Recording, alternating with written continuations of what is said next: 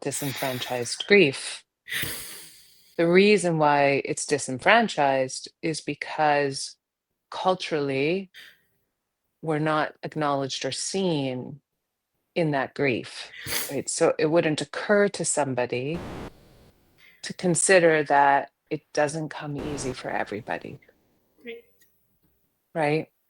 So in that cavalier response, right? It's because we're not around, well, we're not around a lot of stories of fertility challenges unless you're within that circle, Right. Right. right? We're not around a lot of stories of the difficulty of a miscarriage because, generally speaking, as women, we keep it very private. We're not around the stories of termination because there's so much shame and stigma associated with it. There's shame and stigma associated with IVF and the journey of the arduous, stressful, financially excruciating journey of you know going down the route of fertility support, let's call it. So again, most people in social circles don't talk about these things. So it's understandable then that you would feel not seen or not included when you're around people who are making cavalier comments about how easy it was for them to conceive and they don't even know, they weren't even planning. But that's the more dominant reality, right? Because we can talk about it.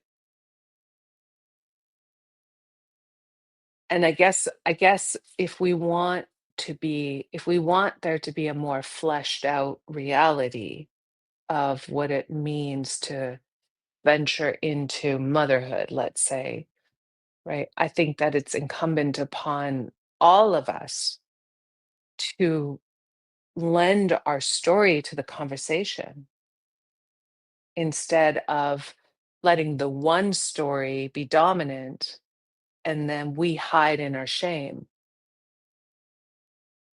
So, of course, you're going to feel what you were feeling because I would imagine you're like, well, there's no room for my story here, right? I could hear it all, like, no room for my story. I don't want to take away from her happiness. I don't want to burden, the space with my grief. And so they're like, we're tiptoeing around all of this, which actually disenfranchises us further. So then we're participating in that, right? How is our grief going to ever be acknowledged collectively if we never bring it into the collective conversation and we only keep it hidden behind closed doors, or we only keep it in the doctor's offices, or we only keep it in select groups of, you know, online siloed, miscarriage anonymous or something like that, and I don't mean to say that lightly. Like I'm just saying that that's an example of what we could also call trauma bonding sometimes, or bonding over our painful stories. We come together and we can all feel seen and heard and related to because we all have a similar story.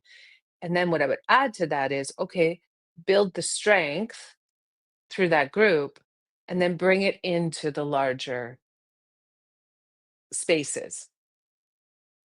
Hey, not all the experiences are like that. I'm really happy for you. Like, I'm really happy that that happened the way it happened for you, and that wasn't my journey.